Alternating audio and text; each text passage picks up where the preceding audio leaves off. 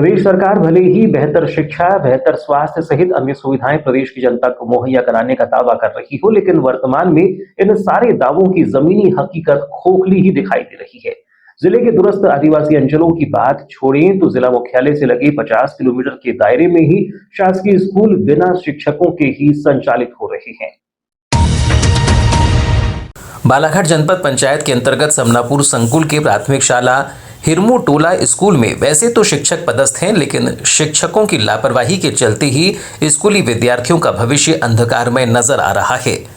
यहाँ आलम यह है कि स्कूल का संचालन मध्याह्न भोजन बनाने वाली स्व सहायता समूहों के द्वारा संचालित किया जा रहा है, जिसका खुलासा 21 फरवरी को उस समय हुआ जब बालाघाट जनपद पंचायत बालाघाट के उपाध्यक्ष डॉक्टर शंकर लाल बिसेन अचानक ही स्कूल में पहुंचे तो यहां पदस्थ दोनों शिक्षक नदारद मिले, जिसके बाद जनपद उपाध्यक्ष बिसेन के द्वारा शिक्षकों के स्कूल पहुंचने तक स्कूल के बच्चों से चर्चा करते हुए उनकी क्लास ली, लेकिन लगभग 1 घंटे बैठने के पश्चात भी कोई भी शिक्षक वहां उपस्थित नहीं हुआ, जिसके बाद उन्होंने समनापुर संकुल प्रभारी से दूरभाष पर चर्चा करते हुए मामले की जानकारी दी, जिसके बाद संकुल प्रभारी के द्वारा तत्काल ही एक टीचर की व्यवस्था की गई।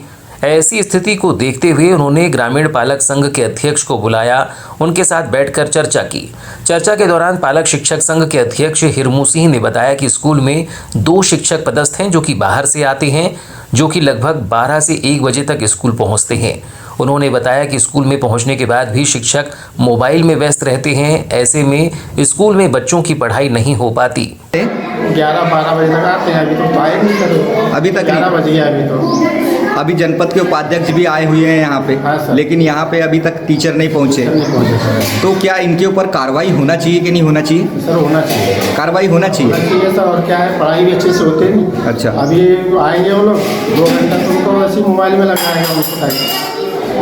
सर तो जो है, जो अध्यक्ष मने हैं मतलब सचिव साहब, वो तो क्या व्यस्त ही रहते हैं जी अधिका पढ़े में। बाकी जो एक सर है देशमुख सर, वो तो 12-1 बजे तक आते हैं। कक्षा 4 में अध्ययनरत पल्लवी ने बताया कि स्कूल में 2 शिक्षक पदस्थ हैं, जिसमें एक सर 10:30 बजे तो एक शिक्षक 12:30 बजे आते हैं। उसमें भी शैलेंद्र देशमुख 12:30 बजे आते हैं और 3 बजे चले जाते हैं। बेटा, यहाँ पे आपके यहाँ 2 टीचर पढ़ाने आते हैं?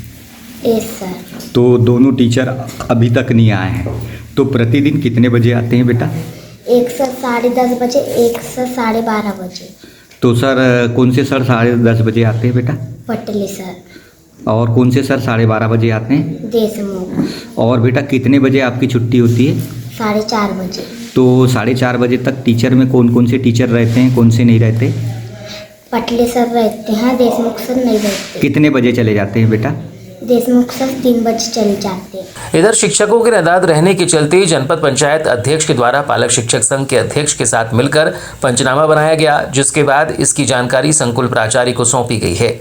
इस दौरान जनपद उपाध्यक्ष ने बताया कि शिक्षकों की ऐसी लापरवाही बर्दाश्त नहीं की जाएगी, ऐसे शिक्षकों पर कार्यवाही की जाएगी। अगर ऐसे लापरवाह शिक्षकों पर कार्यवाही नहीं होती है तो मेरे जनपद उपाध्यक्ष और शिक्षा समिति के अध्यक्ष रहने का कोई महत्व ही नहीं रहता।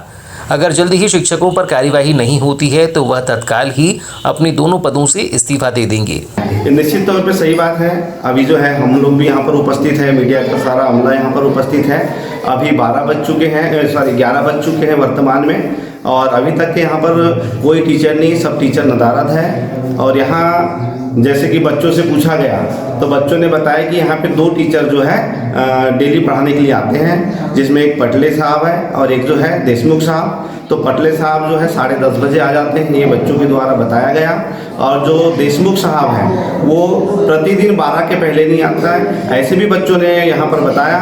और बच्चों ने ये भी बताया कि बोले वो 3 बजे के पहले यहाँ स्कूल से चले जाते हैं। सेम वैसे यहाँ जो हमारा मध्याह्न भोजन कराती है महिला समूह, उसकी महिला ने भी यहाँ पे बताया कि बोले देशमुख साहब जो है वो 12 के पहले कभी नहीं आए जी बोले, और 3 बजे के पहले खाना खाते हैं मध्याह्न भोजन का और चले जाते हैं, ये उन्होंने भी बताया।